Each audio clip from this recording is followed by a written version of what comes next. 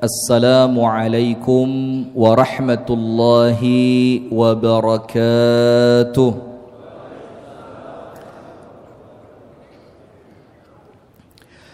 Innal hamdalillah nahmaduhu wa nasta'inuhu wa nastaghfiruh wa na'udzu billahi min shururi anfusina wa min sayyiati a'malina.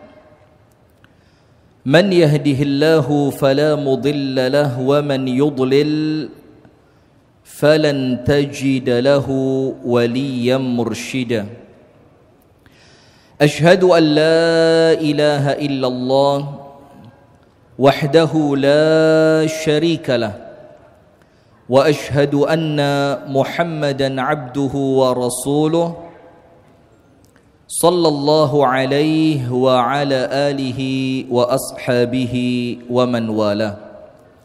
Sekiranya engkau tidak mengampuni kami ya Allah, wa tarhamna, dan engkau tidak merahmati kami ya Allah, lanakunanna minal khasirin, maka kami akan menjadi orang yang merugi. Apa artinya rugi? Yang awal penciptaannya di surga tidak bisa kembali di surga. Maka oleh para ulama dikatakan hikmah diciptakannya Nabi Adam di surga dalam keadaan Nabi Adam ditempatkan aslinya di dunia supaya manusia mengerti bahwa dunia bukan tempat tinggal mereka. Supaya mereka mengerti kelak mereka akan pulang kembali ke negeri awal mereka, yaitu surga. Nah, maka sampai muncul istilah pulang ke rumah. Yang bahasa kalau ada orang meninggal tuh, pulang ke rumah bapak di surga. Bapak itu apa? Oh enak, pulang ke rumah bapak di surga. Nah, itu kalimat seharusnya milik kita. Karena bapak kita yaitu Nabi Adam, ya bapak mereka juga sih ya, walaupun akhirnya mereka berubah gitu. Itu memang awalnya diciptakan di surga supaya kita ngerti dunia bukan tempat tinggal kita. Supaya kita ngerti kelak kita akan kembali pulang kemana? Ke surga. Nah, maka itulah kemudian Rasulullah bersabda, kullu ummati yadkhulunal jannata illa man aba. Setiap umatku, ojo khawatir, semuanya pasti masuk surga. Kenapa? Kita bakal pulang ke kampung halaman, yaitu mana? Surga. Nah, sudah. Ketika awalnya kita ngerti, Pak, bahwa dunia ini tempat sementara aja. Kita bakal pulang kembali kemana? Ke surga. Nah, maka muncul tema kajian mencari jalan pulang. Nah, supaya apa? Ndak lali. Supaya tidak lupa, kita semua bakal pulang. Di tempat ini, di dunia ini, belum ada cerita satu orang pun yang kekal tidak mati. Belum ada. Sampai para sahabat, ketika menguburkan salah seorang sahabat Nabi yang lain, astagfirullah wa atubu ilaih. Saya lupa namanya. Siapa yang saat ketika dia meninggal singgasananya Allah bergetar. Siapa nama sahabatnya? Siapa? Ihtazza arsyur rahman bimauti Sa'ad bin Mu'ad kalau saya tidak lupa. Nanti tolong dikoreksi ya. Itu ketika Nabi Muhammad menguburkan dia, yang katanya dinaungi puluhan ribu malaikat, singgasananya Allah bergetar dengan kematiannya. Apa yang terjadi? Rasul mengatakan, "Lau naja ahadun minal qabri, la naja hadzal 'abd." Kalau ada seorang manusia yang selamat dari kuburan, maka dia yang paling pantas selamat dari kuburan. Ternyata tidak ada. Nah, sekarang perhatikan. Anda buka nanti pulang di rumah. Pada surah Al-Mu'minun ayat 115. Surat apa? Al-Mu'minun ayat 115.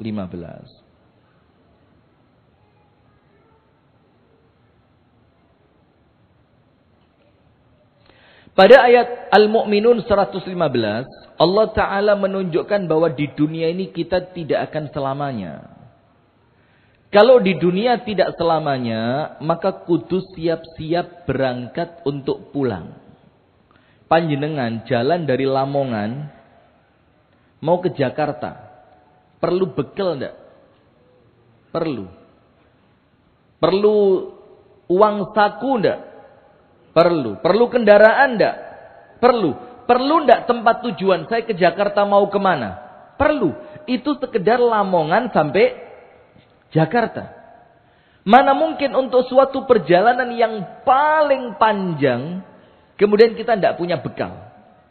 Sampai kemudian Al-Syeikh Al-Albani rahimahullahu ta'ala mengatakan, As-sayru ilallahi tawil.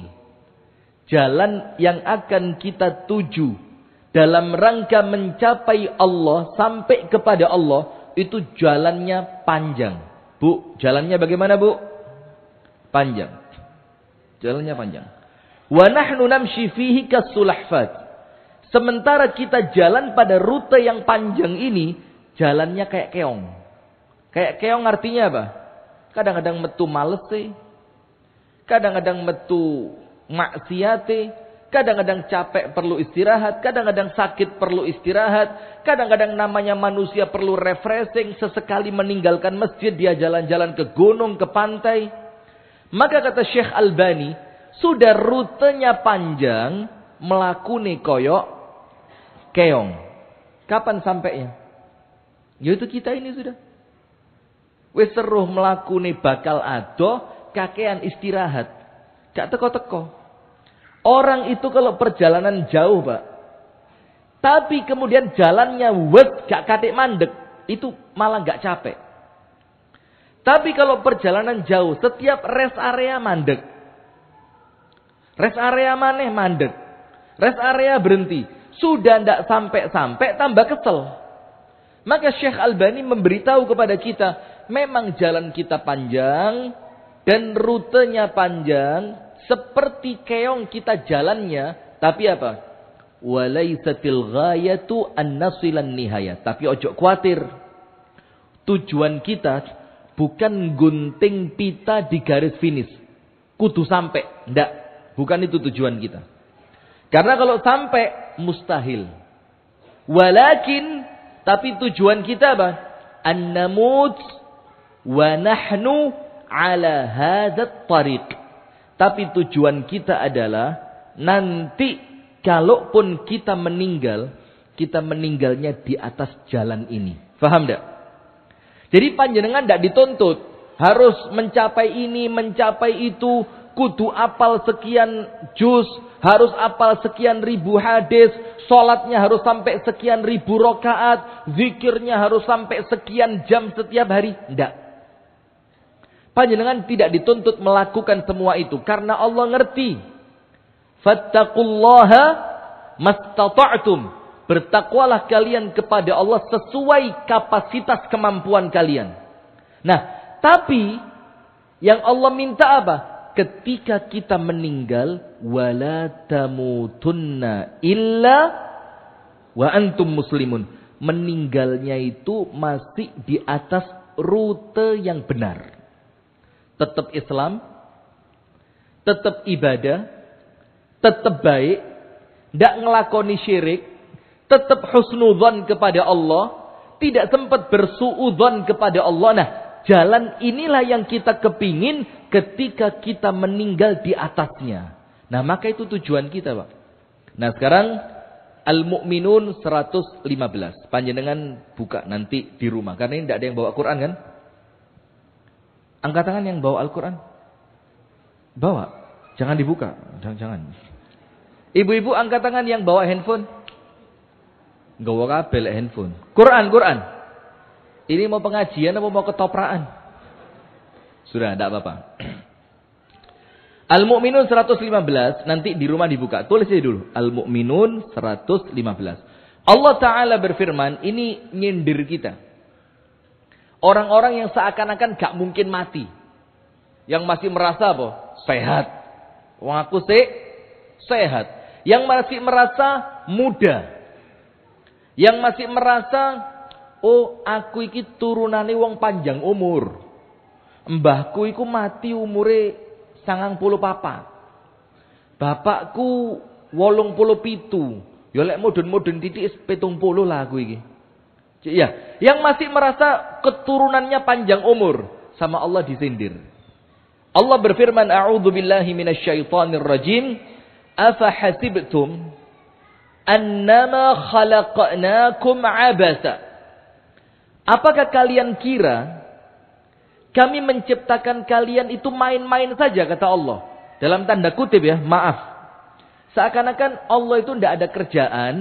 Kemudian Allah pengen main-main, moro-moro nyiptain manusia gitu. Kok kepingin seru-seruan ya? Bagaimana ya? Ah, ciptain manusia lah. Enggak. Sampai Allah tegesin, Pak. Afa hasibtum annama khalaqnakum abasa. Apakah kalian kira aku, yaitu Allah, menciptakan kalian itu main-main aja? Tidak ada tujuan. Tidak ada maksud. Tidak ada goal besar yang Allah inginkan. Tidak. Ada tujuannya. Menciptakannya serius. Ada harapannya. Ada goal yang ingin dicapai. Jadi bukan main-main, Pak.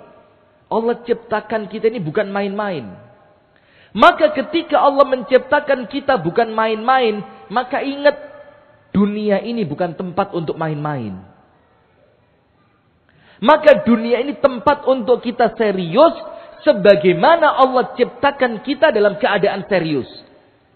Afa hasibtum annama khalaqnakum abasa wa annakum ilaina la turja'un. Kemudian kalian mengira setelah hidup di dunia sekian tahun, sekian puluh tahun, sekian ratus tahun, annakum ilaina la turja'un. Kemudian kalian kira kalian tidak akan kembali kepada kami. Coba. Apakah kalian kira terus kalian setelah meninggal, ya moro-moro dadi lemah, tidak ada pertanggungjawaban, tidak ada hisab, tidak ada sirat, tidak ada timbangan, tidak ada surga, tidak ada neraka. Allah bilang tidak. Wa annakum ilaina la turja'un. Apa kalian kira tidak kembali kepadaku, kata Allah? Pasti kembali. Nah, maka kalau Allah katakan kita pasti kembali, maka jalan pulangnya perlu diteliti, Pak. Kita mau pulang ke arah mana ini? Kita mau pulang ke arah surga, atau kita mau cari rute neraka lewat tol? Anda mau rute yang mana? Surga apa neraka? Coba sekarang yang punya Google Map. Punya Google Map ya? Zaman dulu Google Map itu gampang kesasar. Sekarang tertib Google Map itu. Anda tulis rute Jannah Firdaus. Nanti keluarnya apa?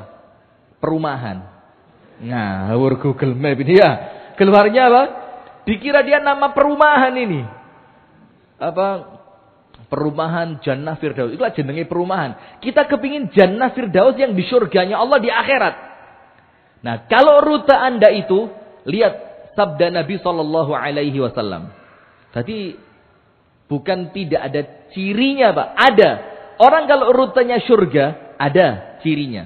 Orang kalau rutenya neraka, ada cirinya. Masing-masing bisa dirasakan. Dan ingat, bukan untuk merasakan jalannya orang, tapi merasakan jalannya siapa? Diri sendiri. Lihat. Rasulullah bersabda. Ini hadisnya panjang. Singkat cerita begini. Setelah Allah ciptakan surga, selesai penciptaan surga, Allah undang malaikat Jibril. Jibril, sini. Coba kamu cek Jibril. Ini hadisnya sahih. Surga itu kira-kira bagaimana? Masuk malaikat Jibril. Seret. Isinya bidadari. Bu, isinya apa, Bu? Jadi dalam hadis yang sahih, kalau ada perempuan marah sama suaminya, cerewet. Itu bidadari calon istri suami Anda nanti di surga, Bu. Itu ngamuk sama panjenengan. Hei, Mbak! Dilungkas mulai nanggenku lho arek iki. Aja sampean ganggu terus lho. Serius, hadisnya begitu. Ini sebentar lagi pulang ke tempat saya, kata dia. Sekarang kamu marahin, nanti kamu nangis di surga ndak kebagian dia. Mau, Bu? Mau. Ngawur. Sudah, wis. Allah perintahkan malaikat Jibril masuk surga. Sudah, malaikat Jibril masuk. Melihat keindahannya, tamannya, kenikmatannya, bidadarinya, sungai-sungainya, pemandangan yang begitu indah, kenikmatan, semua enak. Keluar malaikat Jibril, lapor sama Allah Ta'ala. Apa kata malaikat Jibril? Ya Allah, ma sami'a biha ahadun illa dakhalaha. Saya yakin ya Allah, tidak seorang pun yang mendengar tentang surga, pasti orang itu masuk surga. Karena isinya apa? Kenikmatan. Buah, makanan, minuman, sungai, tempat rekreasi, istana, perhiasan, bidadari, anak-anak yang menyenangkan. Maka kata Jibril, ma sami'a biha ahadun illa dakhalaha. Tidaklah seorang pun mendengar tentang surga kecuali pasti dia masuk surga. Sudah, kata Allah, wes berhenti. Terus oleh Allah disuruh masuk neraka. Jibril, itu surga. Sekarang coba cek ke neraka. Masuk malaikat Jibril. Azab, siksaan, teriakan, kesempitan, penyesal, rusak pokoknya. Setelah malaikat Jibril alaihi salam keluar, lapor sama Allah Ta'ala. Ya Rabbi, ma sami'a biha ahadun illa haraba minha. Ya Allah, tidak seorang pun mendengar tentang neraka kecuali pasti dia melarikan diri dari neraka. Tidak mau masuk. Sudah, setelah itu oleh Allah surga dikasih selimut, neraka dikasih selimut. Dikasih apa? Selimut. Yang tadi surga hanya nikmat tok, neraka hanya azab tok. Sekarang mulai sama Allah surga itu diselimuti. Selimutnya apa? Wa hujibatil jannatu bil makarih. Sekarang surganya oleh Allah ditutupi dengan selimut. Yang selimutnya itu perkara yang tidak disukai oleh manusia. Pokok arah menuju surga ini sesuatu yang gak enak wis. Sodako, jujur, angkat tangan sing suka sodako, angkat tangan. Sing lek sodako gak maksa blas itu loh. Angkat tangan. Atau gini wis. Apa contoh yang lain ya yang berat itu? Ibu-ibu mau contoh yang berat, Bu? Rela diwayuh suami gitu. Itu kira-kira jalan surga apa jalan neraka itu? Abah Tarjo sudah saya sampaikan ya. Abah Tarjo pesan tadi. Sudah. Tolong dimasukkan dikit-dikit. Sampun Bang. Sudah. Nanti Abah Didik juga. Jangan khawatir. Ini yang di belakang ini punya pesanan masing-masing ini. Sudah. Jalan menuju surga ternyata isinya sesuatu yang menjadikan manusia tidak suka. Sholat, puasa, sedekah, memaafkan, ikhlas, melupakan kesalahan orang lain. Setelah surga diselimuti dengan perkara yang dibenci oleh manusia, bukan surganya loh, jalannya. Jalan menuju surga. Malaikat Jibril dipanggil lagi. Jibril sini. Sekarang masuk ke surga lagi. Datang malaikat Jibril masuk. Tidak lama keluar. Apa kata Jibril? Ya Rabbi, laqad khasyitu alla yadkhulaha ahad. Ya Allah, saya khawatir ya Allah. Tidak seorang pun bisa masuk ke sana. Loh kenapa? Karena ternyata jalannya sekarang jalan yang penuh dengan apa? Onak dan duri. Orang kalau rute perjalanannya adalah surga, siap-siap. Nelongso, nangis, manganati, kesel, melarat. Walaupun tidak harus seperti itu. Tapi kalau jalan Anda seperti itu, dalam keadaan Anda taat kepada Allah, dalam keadaan Anda mengikuti jalannya Nabi Muhammad, maka sing sabar. Kalau sudah seperti itu insya Allah mengantarkan kalian menuju surga. Sampai malaikat Jibril bilang apa? Khawatir ya Allah. Apa yang dikhawatirkan? tidak seorang pun bisa masuk ke dalam surga. Contohnya, sombong setitik. Sombong, apa? Zarrah itu debu yang nempel di meja ini loh Pak. Tidak kelihatan ini, atau mari dilapi paling. Debu yang nempel di meja ini, yang paling kecil, itulah istilah zarrah.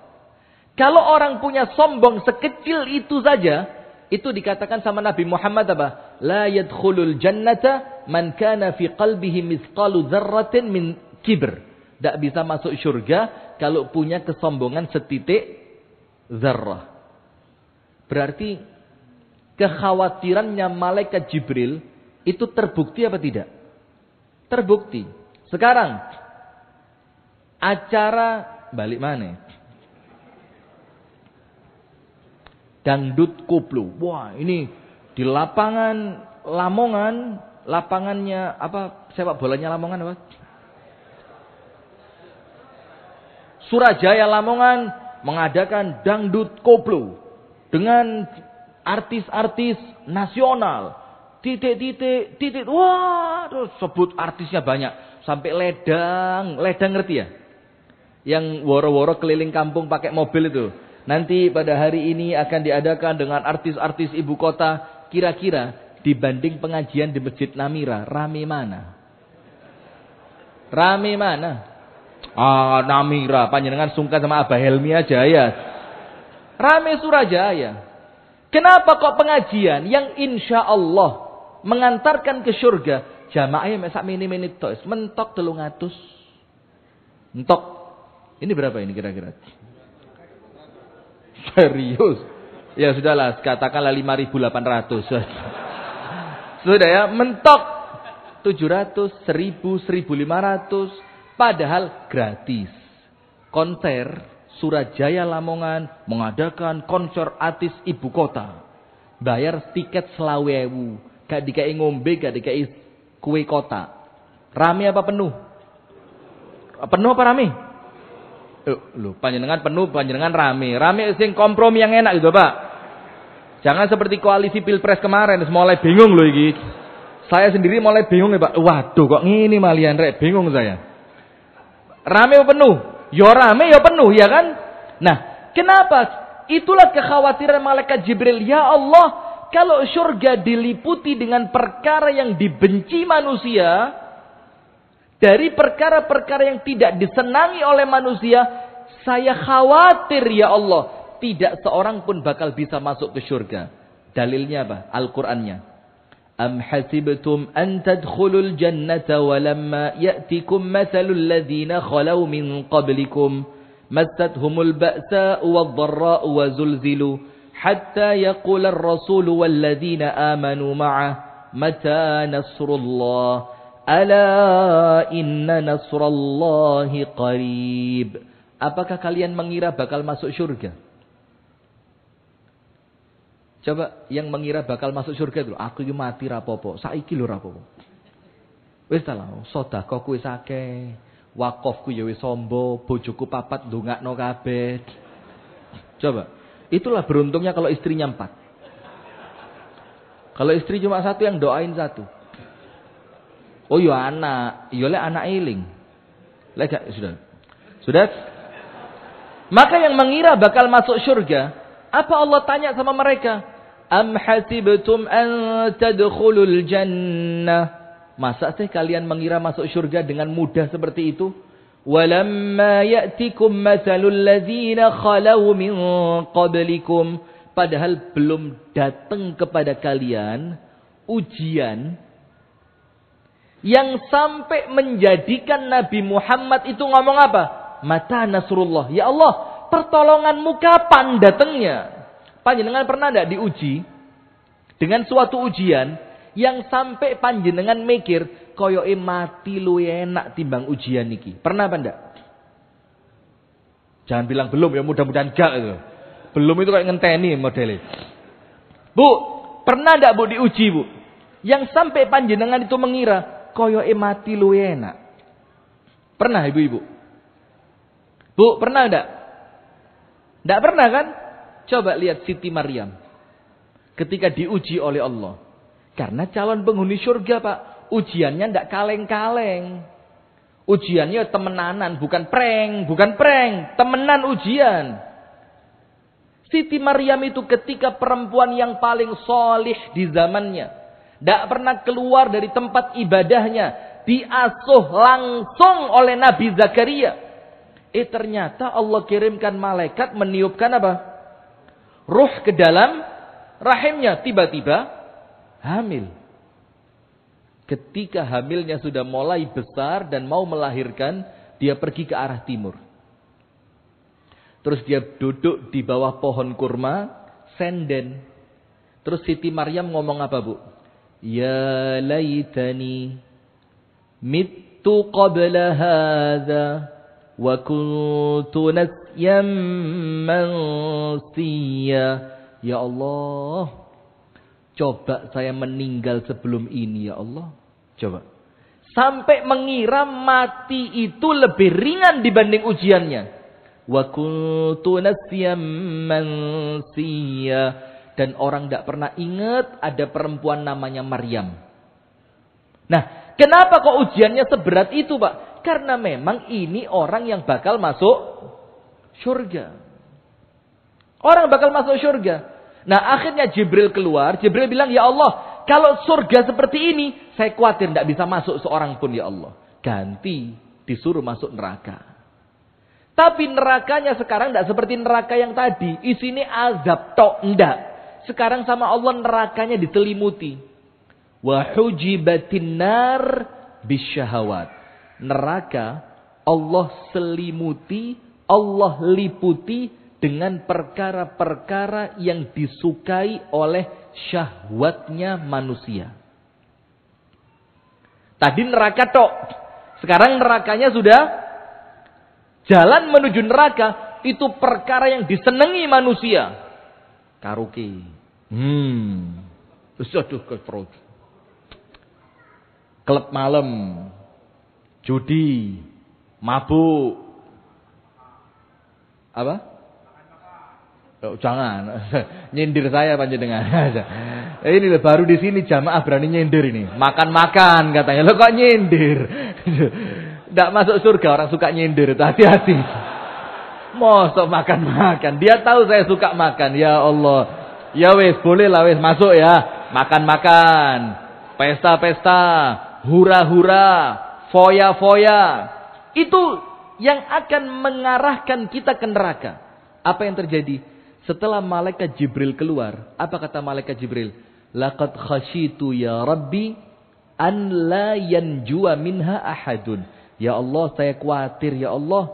Kalau ternyata neraka itu jalannya enak-enak. Disenangi oleh nafsunya manusia. Maka saya khawatir ya Allah. Tidak seorang pun bisa selamat dari api neraka. Nah, maka kalau kita mau mencari jalan pulang, Pak, ditoto hati nih, Pak, didelok mulai sekarang. Iki kok saya kok ngikutin nafsu terus ya? Kepingin medit. Kepingin melaku. Kepingin turu. Kepingin makan, hati-hati ayo.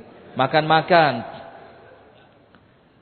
Waktunya sholat sik ngantuk tinggal turu. Wayai poso luwe ngelu titik mokel. Loh, kok kayaknya hidup saya enak-enakan terus ini? Apa yang terjadi? Hati-hati. Perhatikan ayat Al-Quran. Allah Ta'ala berfirman dalam surah An-Nazi'at. Dalam surat apa? An-Nazi'at. Ayat berapa? Anda lihat mulai 37 sampai ayat yang ke-40.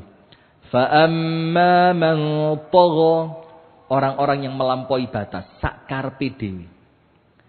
Wa atharal hayatad dunya. Dan hidupnya senantiasa mementingkan kepentingan duniawi. Pokok kerja, pokok iso mangan, pokok seneng, pokok iso kumpul mbek wong wedok, masih bojoku kudu bojoku gak penting, pokok nikmat. Sudah. Fa amma man tagha, orang yang melampaui batas. Wa atharal hayatad dunya. Apa arti athara itu? Mengutamakan dunia dibanding akhirat. Wa atharal hayatad dunya. Apa Allah firmankan?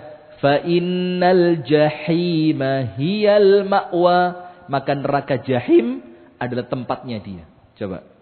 Jadi panjenengan kalau cari jalan pulang, Pak, deloken. Lek senengane melampaui batas. Kalau kesukaannya sekedar mengikuti keinginan nafsu, pengen cangkruk, pengen ngopi, krungu azan sik mancing, sik kurang titik rek. Ndak ditinggal mancingnya, ditinggal azannya. Wa asaral hayatad dunya, lebih mengutamakan kehidupan dunia. Ini Allah yang berfirman, fa innal jahima hiyal ma'wa. Maka tempat tinggalmu kelak neraka jahim. Sebaliknya, wa amma man khafa maqama rabbih wa nahan nafsa 'anil hawa. Dan orang-orang yang khafa, takut maqama rabbih, kepada kedudukan Tuhannya. Apa sih artinya takut pada kedudukan Allah itu? Ngerti Allah Maha melihat. Ngerti Allah mengawasi. Ngerti Allah akan membalas. Ngerti Allah itu syadidul iqab. Hukumannya paling keras. Akhirnya dia wa amma man khafa maqama rabbih. Dia takut dengan kedudukannya Allah. Uripe hati-hati betul. Wa nahan nafsa 'anil hawa, dan dia menahan diri dari keinginan hawa nafsu. Apa yang terjadi? Fa innal jannata hiyal ma'wa, maka surga adalah tempat pulangnya dia. Nah, maka sekarang kita lihat masing-masing, Pak. Setelah kita ngerti bahwa dunia bukan tempat selamanya, setelah kita ngerti Allah tidak menciptakan kita ini main-main, bahwa kita pasti akan kembali kepada Allah, maka kalau orang cerdas mikir. Apa mikirnya? Kembaliku nanti dalam keadaan Allah ridho atau Allah murka. Sekarang lihat. Anda buka surah Al-Fajr ayat 24.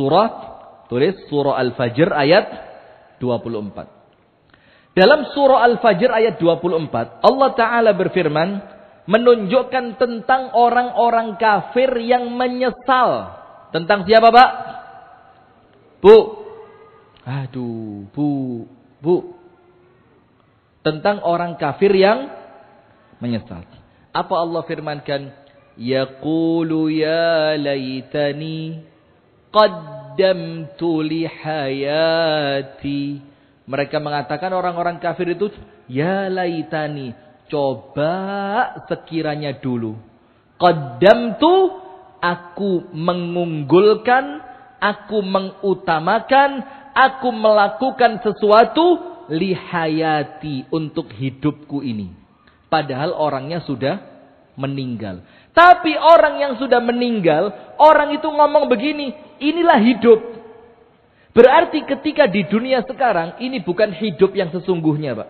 Hidup yang sesungguhnya, yang tidak mungkin mati, yang akan hidup kekal selamanya, justru ketika panjenengan sudah meninggal dunia. Maka orang-orang kafir getun. Mereka getunnya apa? Karena tidak bisa kembali. Tidak bisa lagi diperbaiki. Tidak bisa lagi diulangi. Sementara mereka tahu, iki lo baru urip sing sak temenane. Ini loh baru hidup yang sesungguhnya. Dan itu kapan? Setelah kematian. Maka mereka mengucapkan, ya laitani qaddamtu lihayati. Coba zaman biyen saya melakukan sesuatu yang terbaik untuk hidup saya sekarang. Berarti waktu di dunia, Pak, dia salah pilih jalan pulang. Dia gak sedekah. Dia gak sholat. Dia gak tobat. Akhirnya ketika dia meninggal, dia baru melek. Oh, ternyata hidup yang sesungguhnya itu sekarang. Kenapa zaman dulu saya tidak punya persiapan? Nah, sekarang maju. Ayat 27 sampai 30. Ayat berapa? Al-Fajr 27 sampai 30. Ini menunjukkan bahwa kita semua bakal pulang. Kita semua bakal pulang. Allah Ta'ala firmankan, ya ayyatuhan nafsul mutmainnah. Wahai jiwa yang tenang. Berhenti dulu sampai situ. Tek. Yang Allah panggil adalah orang-orang yang bukan hidupnya tenang. Ingat. Ini panjenengan kudu konsentrasi. Bu. Lihat ke depan semua, Bu. HP-nya dimatiin dulu. Yang mau tamu tuh terus selfie. Kajian bersama Ustadz Rifki di Masjid Namira. Pret. Tulis ayatnya, bukan foto orangnya. Tulis ayatnya. Lihat, yang Allah panggil bukan orang yang rumahnya besar. Bukan orang yang jabatannya tinggi. Bukan orang yang tabungannya melimpah. Bukan orang yang rumahnya atau mobilnya mewah. Bukan orang yang makan-makan. Mana sih yang ngomong makan-makan tadi, kok penasaran saya. Masya Allah. Nampaknya kita sefaham, Pak. Panjenengan ya rodok lembu. Makan-makan. Bagus ini ya. Nah, bukan orang yang kesukaannya pesta-pesta makan-makan. Yang Allah panggil siapa? Ya ayyatuhan nafsul. Yang tenang apanya? Yang tenang apanya? Jiwanya. Dan orang yang jiwanya tenang, tidak dilihat dari rumahnya, Pak. Orang yang jiwanya tenang, tidak dilihat dari pekerjaannya. Orang yang jiwanya tenang, tidak dilihat dari hartanya. Orang yang jiwanya tenang, tidak dilihat dari kendaraannya. Tapi ketenangan jiwa itu muncul di dalam ibadah. Ayatnya apa? Alladzina amanu wa tatma'innu qulubuhum bizikrillah. Ala bizikrillahi tatma'innul qulub. Orang-orang beriman itu, Pak, atine tenang kalau dipakai zikir. Coba lihat. Jiwanya tenang kalau dipakai zikir. Itu orang beriman. Terus sama Allah dilanjutkan. Ala bizikrillahi tatma'innul qulub. Dan memang betul. Dengan zikir itulah jiwamu akan terasa tenang. Nah, berarti yang Allah panggil, ya ayyatuhan nafsul mutmainnah. Yang Allah panggil ini, orang yang jiwanya tenang dengan ibadah. Itu loh jalan pulang. Suatu hari, Al-Fudail ibnu Iyad. Siapa namanya? Fudail bin Iyad. Ketemu orang di jalan. Orang ini nampaknya wis kesel luripe. Rambutnya sudah lusuh, pakaiane wis gak karuan, melakune wis gak semangat. Kayak panjenengan kalau mau pengajian gitu loh. Melakune kelemar ya. Tapi kalau mau berangkat kantor, seragame kenceng, wangi, semangat, sarapan, gak wani telat. Lah ibadah, telat rapopo, Gusti Allah beneh. Loh, Gusti Allah beneh, ngawur ya. Ya memang Gusti Allah beneh, tapi lek panjenengan meremehkan, hati-hati. Nah sudah, ketemu orang tua gitu. Padahal jane ya durung tuwek nemen. Tapi wis jiwanya lemah. Ketemu sama Fudail bin Iyad, ditanya, Kam umruk? Pak. Panjenengan umure pinten? Anda ini yang kelihatan lemes, wis gak kuat lapo-lapo, wis koyo gak semangat urip. Umurmu piro? Kok lemes ngene iki lho, umurmu piro? Dibilang 60 sanatan. 60 tahun. Terus kata Fudail, sudah panjang perjalanan panjenengan ini. Dalane wis aduh. Panjenengan kalau jalan, Pak, kalau 60 tahun mulai lahir sampai sekarang 60 tahun melaku terus, ini rutenya sudah panjang. Terus Fudail bilang apa? Wa baqiya minka qalil. Kalau begitu, sisa perjalananmu tinggal sedikit. Dilungkas apa? Bukan saya yang ngomong, panjenengan loh gitu. Sisanya apa? Sedikit. Dan normal, Pak. Hati-hati. Mati itu bukan sesuatu yang luar biasa. Wis salah. Mati itu sunnatullah biasa. Fulan meninggal. Apa? Kaget. Ya paling kaget mes diluk. Loh, mosok? Mambengi sik karaokean mbek aku. Wah. Susah. Ada lagi cerita. Pak, Eling gak iki? Iya kenapa? Mati. Sik tas ditelepon, wonge mati. Loh, mami sik kati rabi maneh. Loh. Istrinya bilang, "Selamat mati." Lek gak mati tak pateni sampai. Loh. Waduh, susah kalau begini ya. Nah, sudah. Maka kata Fudail 60 tahun. Iya, 60. Apa kata Fudail? Jalanmu sudah panjang, rute sisa tinggal sedikit. Terus orang tua itu ngomong begini, "Inna lillah wa inna ilaihi rajiun." Kata orang tua itu, ya enggak apa-apa. Wong saya ini milik Allah. Dan pasti saya akan kembali kepada Allah. Apa kata Fudail? "Ata'rifu ma'na ma taqul?" Kamu ngomong inna lillah wa inna ilaihi rajiun itu, ngerti enggak maksudnya apa? Orang tua itu tanya. Terus maksudnya apa? Kata Fudail, orang yang mengucapkan inna lillah wa inna ilaihi raji'un adalah orang yang ngerti ala basirah dengan pengertian yang gamblang bahwa dia kelak akan berdiri di hadapan Allah yauma yaqumun nasu li rabbil alamin. Akan berdiri di hadapan Allah, kemudian akan mempertanggungjawabkan di setiap langkah kehidupannya. Cerita di depan Allah. Satu persatu episode kehidupannya. Itulah arti innalillah wa inna ilaihi rajiun. Terus orang tua itu moro-moro nangis. Nangis. Karena dia langsung sadar. Kalau sebentar lagi meninggal, berarti sebentar lagi akan mempertanggungjawabkan setiap yang saya lakukan di hadapan Allah. Terus orang tua itu tanya apa? Wa malhila. Fudail, ceritainlah sama saya. Malhila. Apa solusinya? Nah, ini buat saya dan buat panjenengan. Termasuk buat yang di belakang saya. Abah Tarjo. Abah Didik, sebentar lagi. Beliau pesan belum saya sampaikan, sebentar lagi. Beliau ini ternyata jagoan di Lamongan, baru tahu saya. Saya lihat wajahnya kayak polos gitu, ternyata. Sampai pantura-pantura kenal semua. Sudah. Malhilah, Fudail. Kalau begitu, apa? Solusinya apa? Buat saya ini. Karena orang tua ini ngerti, terlanjur waktu saya muda terlalu banyak dosa. Dan saya sama panjenengan podo, Pak. Nom-nomani podo, pengajian rame lo baru sekarang-sekarang ini kan. Zaman panjenengan muda dulu, jarang ketemu pengajian. Kira apa mboten?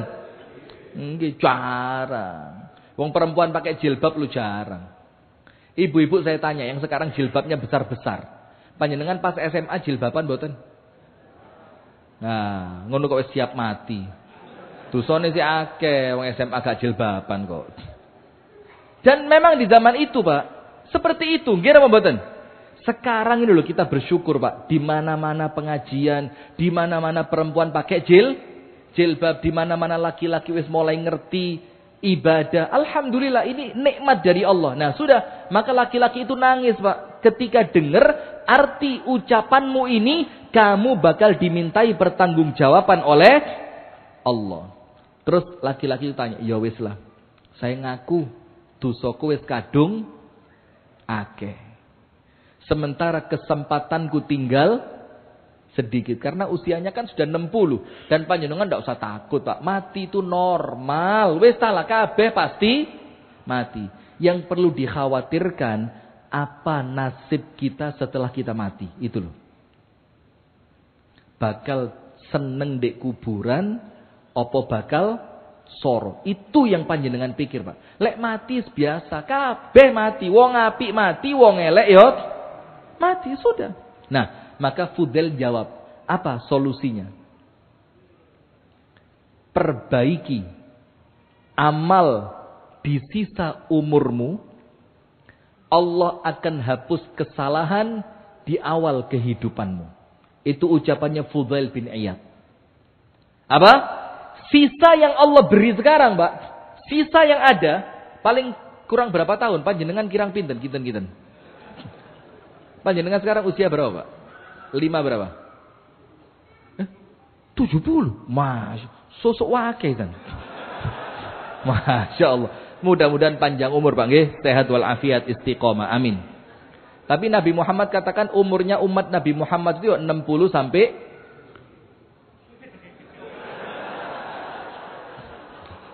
Nun sewu lho Pak. Sanesku lho Pak, Kanjeng Nabi Muhammad Pak. 60 sampai 70. Aduh. Panjenengan berapa? 66. Susuk 2 tahun nih kan. Maka apa kata Fudail? Perbaiki di sisa usiamu. Perbaiki apa? Di sisa. Ini kalau usianya sudah 60 Pak. Gak mungkin kan tambah 60 mana kan gak mungkin. Gak mungkin sudah. Kalau sekarang usia panjenengan 60. Yakin. Yang sudah lewat lebih banyak dibanding yang akan dilewati. Yakin sudah. Kalau sekarang 60. Paling biro sih sisa nih. Artinya ndak lama lagi. Tapi Fudail punya cara. Wes tala, pokok di akhir-akhir sing apik. Saiki mumpung wis tuwek, sudah mau meninggal dunia, walaupun maaf, meninggal tidak dimonopoli oleh yang tua. Nggih apa mboten? Muda meninggal boleh? Boleh. Banyak apa sedikit? Tapi ya banyakan yang tua. Loh ya jujur lah. Ya tetap walaupun yang muda banyak ya. Nah, tapi apa? Perbaiki di sisa usiamu, maka Allah ampuni di yang telah lewat dari umurmu. Dan itu ada dalilnya Pak. Apa dalilnya? Rasulullah bersabda, Innallaha idza ahabba 'abdan 'assalahu. Allah kalau cinta sama seorang manusia, oleh Allah orang itu dibuat seperti madu. Seperti apa? Madu. Madu itu apa? Manis. Para sahabat tanya, "Wa kaifa 'assalahu ya Rasulullah?" Apa sih maksudnya dibikin seperti madu itu apa? An yuwaffiqahu li'amalil khair qabla wafatihi. Allah mudahkan dia melakukan ketaatan sebelum meninggal. Sebelum apa? Meninggal. Akhirnya ketika dia meninggal dalam keadaan baik dan terlupakan keburukan yang dia lakukan sepanjang umur. Sing penting akhire api. Itulah yang namanya husnul khotimah. Maka saya tidak pernah panjenengan cek semua ceramah saya. Mau di YouTube, mau di mana. Panjenengan cek. Saya tidak pernah ngenyek orang-orang tua yang ke masjid. Justru itu benar. Kenapa? Karena ketika mereka tua datangnya ke masjid. Itu ciri Allah sayang sama mereka. Akhirnya di akhir usianya mereka melakukan kebaikan. Dosa-dosa sak durunge tuwek. Oleh Allah insya Allah diampuni. Nah maka Allah firmankan yang pertama. Ya ayyatuhan nafsul mutmainnah. Yang dipanggil orang yang punya jiwa yang tenang. Dan panjenengan ingat. Jiwa yang tenang munculnya di dalam ibadah. Tidak ada ketenangan kecuali dalam ibadah. Sekarang perhatikan. Saya ulang ya. Tidak ada ketenangan kecuali di dalam ibadah. Panjenengan coba. Habis Jumat, sore habis asar. Tidak usah keluar masjid. Zikir aja di masjid. Astagfirullah, subhanallah. Baca Quran. Doa, istighfar, baca sholawat Nabi, wiritan. Pokok sampai adzan maghrib. Itu hati insya Allah ayem Pak. Hati insya Allah Pak, ayem. Tapi ingat. Ada ndak orang yang ndak pernah ibadah.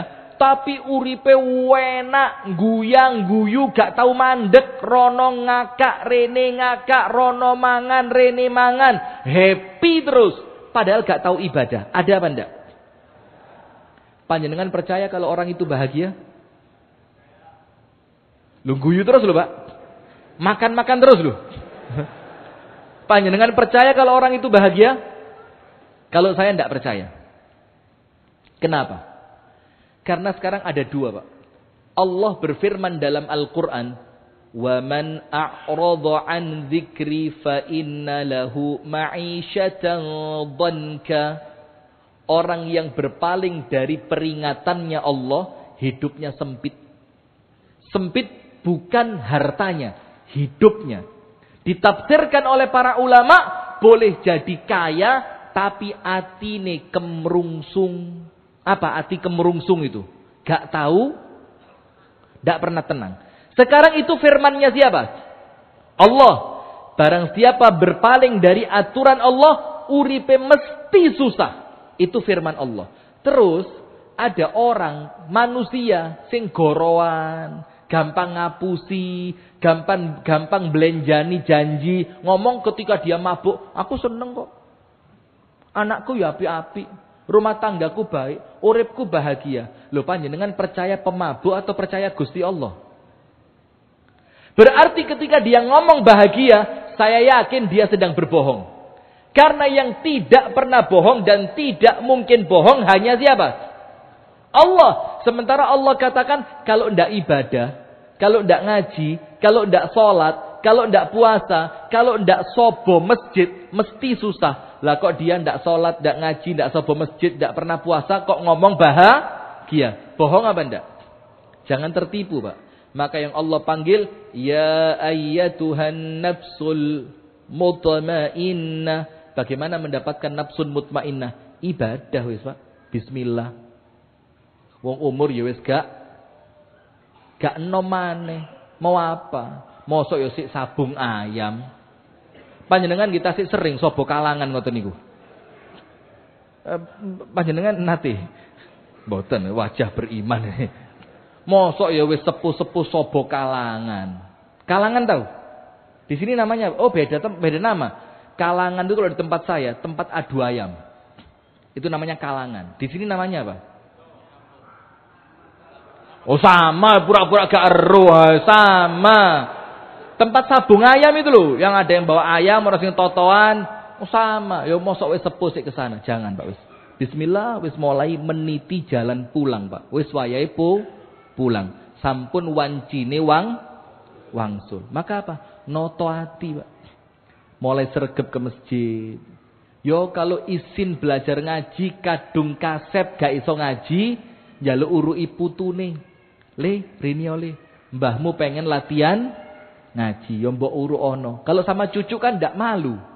Tapi kalau sama temen, kasep angel untu sekali papat tok latihan ngaji. Untu sisa papat, angel ngaji ra iso dot kok melentir. Mati malah angel, gak usah wis. Itu kalau sama temen, belajar ngaji, Pak, ke masjid. Kalaupun angel ngaji, wiritan sing akeh. Wiritan, subhanallah, alhamdulillah, Allahu akbar. Atau ucapkan al-baqiyatus sholihat, ini jimat ini. Buat yang sudah sepuh, salate wis mulai mempeng, tapi bacaan salat mboten ngertos. Dereng saged maos Al-Quran, mboten napa-napa. Sing penting diniati ibadah. Ada jimatnya, namine al-baqiyatus sholihat. Namanya apa? Baqiyatus as-sholihat. Apa itu? Subhanallah, walhamdulillah, wala ilaha illallah, Allahu akbar, wala haula wala quwata illa billah. Ini panjenengan pegang selamat dunia akhirat insyaallah. Kenapa? Ala bi dzikrillahi tatmainnul qulub. Kalau panjenengan sregep wiritan, sregep zikir, subhanallah walhamdulillah wala ilaha illallah, Allahu akbar, wala haula wala quwata illa billah, itu hati panjenengan tenang sehingga ketika panjenengan wafat oleh Gusti Allah dipanggil, ya ayyatuhan nafsul mutmainnah. Terus Allah bilang apa? Irji'i. Irji'i artinya apa? Ayo mulih. Berarti mencari jalan pulang. Ini mulih sing ngenakno awak, ngenakno ati, ngenakno akhirat. Itu mulie orang yang bertakwa. Pulangnya orang yang iman, pulangnya orang yang rajin zikir, pulangnya orang yang ibadah, itu loh mulia enak. Allah yang manggil, irji'i, ayo mulih. Dan pulang itu enak apa enggak sih, Pak? Pulang itu enak. RSD yang bisa jawab boleh pulang. Rebutan boten? Rebutan boten, Bu? Ayo zaman panjenengan SD, ibu-ibu. Panjenengan SD-nya tahun 50-an, Bu nggih. Tungguyu. Lo tahun berapa? Tahun 90, saya aja tahun 80 kok. Tahun 70. 76. SD tahun 76. 60-an. Nggih panjenengan sudah 70 nggih. Mudah-mudahan sehat walafiat, Pak. Amin. Sudah? Anak SD lihat. Ayo yang bisa jawab boleh pulang. Rebutan Mas yo gak iso. Wut! Kenapa? Kepikiran pulang. Coba perantau, orang yang merantau. Kalau mendekati bulan Ramadan, terus kepikiran Idul Fitri, ada bahasa apa? Mudik. Mudik itu apa sih? Pulang kampung. Seneng apa enggak? Seneng. Maka kata pulang itu menyenangkan, tapi hati-hati. Pulang yang menyenangkan, gak kuatir mati, sakwise mati mesti penak, uripe mulyon di alam kubur, mulyon di akhirat, dimuliakan oleh Allah, masuk ke dalam surga. Siapa mereka? Orang yang oleh Allah dipanggil di awal, ya ayyatuhan nafsul mutmainnah. Irji'i, ayo wayai muli. Pulangnya kemana? Ila rabbiki, ke tempatnya Tuhanmu, yaitu surga. Radiyatan mardiyah, dalam keadaan hati yang bunga. Hati ini bagaimana, Pak? Bunga. Bunga itu apa? Radiyah, lego hati ini. Kenapa lego? Akhir usianya baik.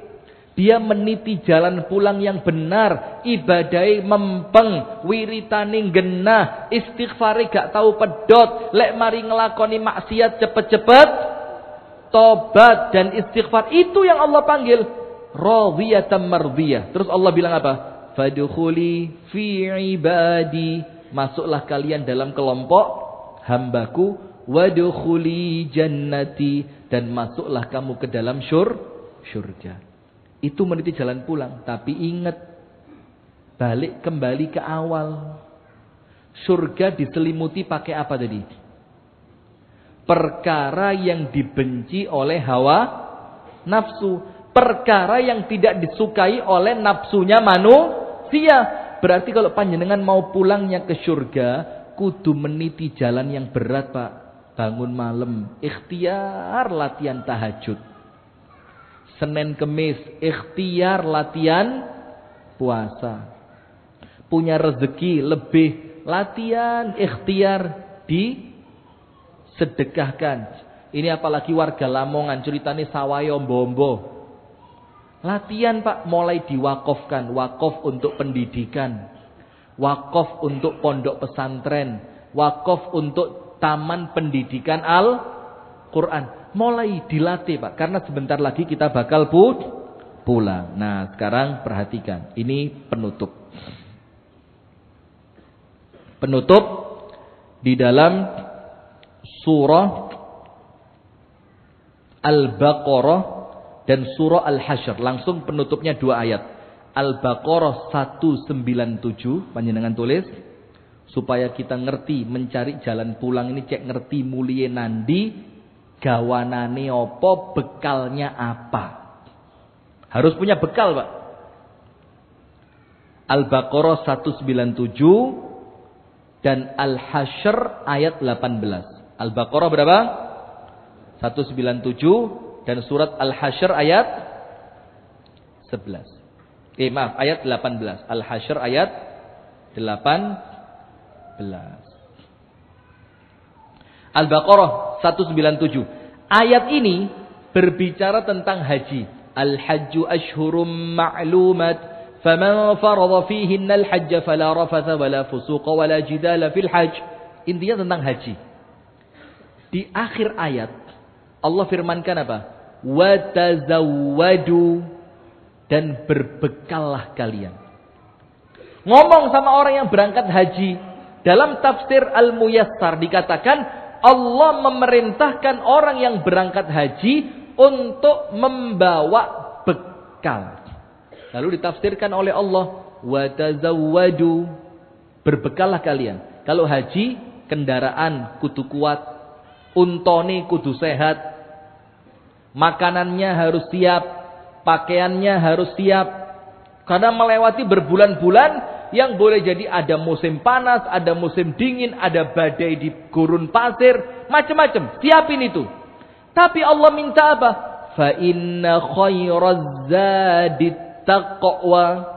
Tapi ingat kata Allah, selain kamu berbekal dengan perlengkapan-perlengkapan haji, ini untuk yang sudah sepuh atau yang masih muda tapi kroso wis kudu mati ya. Allah firmankan, fa inna khairaz zadit taqwa. Sebaik-baik bekal yang kalian kumpulkan apa? Apa, Bu? Bu, takwa itu apa, Bu? Manut suami. Loh iya. Kalau untuk perempuan surgane gampang, salat 5 waktu genah, poso Ramadhani mempeng, kehormatan dijaga, nurut sama suami. Perempuan cuma 4. Nomor 1, salat 5 waktu, puasa di bulan Ramadan, menjaga kehormatan, taat kepada suami. Kalau meninggal, dipanggil lewat 8 pintu surga, disuruh masuk lewat pintu surga manapun yang dia mau. Nomor 1 sholat, nomor 2 puasa, nomor 3 menjaga diri, nomor 4 taat suami. Dari 1, 2, 3, 4 yang paling berat yang mana, Bu? Haji Didi, sampun nggih. Sudah. Mana Bu Dokter, mana Bu Dokter? Sudah, ini pesannya beliau. Wis, jadi sudah ya. Abah Tarjo sudah, Abah Didik sudah, wis lengkap sudah. Kari penutupan tok. Yang nomor 4 yang paling susah, taat kepada suami. Ketika suami ngomong, "Dik, kok koyo aku kudu rabi maneh, Dik?" Wis nurut ae wis, nurut taat. Ya. Sudah. Iya, Mas. Sing penting ojo maksiat, Mas. Oke. Itu tadi pesannya ya. Sudah. Bu Dokter nun sewu, bukan saya, beliau yang minta. Sudah. Itu perempuan. Pokok panjenengan melakukan 4, insya Allah masuk surga. Nah, itulah bekalnya. Fa inna khairaz zadi taqwa. Bekal yang terbaik kata Allah bukan bekal duniawi, bukan kendaraanmu, bukan makananmu, bukan pakaianmu, bukan persiapan yang lain, tapi bekal untuk kehidupan selamanya di akhirat. Dan bekalnya apa, Pak? Takwa. Takwa itu apa? Ibadah. Kemudian Al-Hasyr 18, ya ayyuhalladzina amanu ittaqullah wal tanzur nafsum ma qaddamat lighad. Diulang, wattaqullah innallaha khabirum bima ta'malun. Al-Hasyr 18. Ada 2 perintah takwa. Untuk apa? Untuk persiapan pulang ke akhirat. Maka takwa 1 tidak cukup. Karena ayatnya tentang pulang ke akhirat. Maka takwanya dikasih 2 sama Allah. Lihat ayatnya. Al-Hasyr ayat berapa? 18. Ya ayyuhalladzina amanu. Wahai orang-orang yang beriman. Ittaqullaha. Bertakwalah kalian kepada Allah. Terus apa? Wal tanzur nafsum ma qaddamat lighad. Dan setiap kalian harus memperhatikan bekal apa untuk hari kepulangan, hari esok, hari akhirat. Disuruh lihat. Setelah disuruh bertakwa, diwedeni kematian, lalu Allah tambah wattaqullah, maka dengan itu bertakwalah kalian kepada Allah. Innallaha khabirum bima ta'malun. Maka hadirin sekalian, ada 5 bekal untuk kepulangan yang mutmainnah. Nomor 1, imannya harus kuat. Nomor 2, amal solehnya harus istiqomah. Nomor 3, hatinya harus bersih, jangan benci sama orang Islam. Nomor 4, baik sangka kepada Allah. Nomor 5, banyak berdoa. Nomor 1, imannya harus kuat. Nomor 2, amal solehnya harus istiqomah. Nomor 3, hatinya harus bersih. Nomor 4, baik sangka kepada Allah. Nomor 5, banyak berdoa. Mudah-mudahan semua dari kita Allah wafatkan dalam keadaan husnul khatimah. Setelah umur yang panjang dalam keadaan taat ibadah kepada Allah dan ditutup dengan kematian yang bahagia, diridhoi oleh Allah, dosanya sudah diampuni, amal-amalnya diterima oleh Allah. Amin ya rabbal alamin. Barakallahu fikum. Itu yang dapat kami sampaikan. Semoga ada manfaatnya. Kurang lebihnya saya mohon maaf apabila ada kalimat yang kurang sopan, candaan yang kurang berkenan, semoga bisa dimaafkan. Subhanakallahumma wa bihamdika asyhadu an la ilaha illa anta astaghfiruka wa atubu ilaik. Assalamualaikum warahmatullahi wabarakatuh.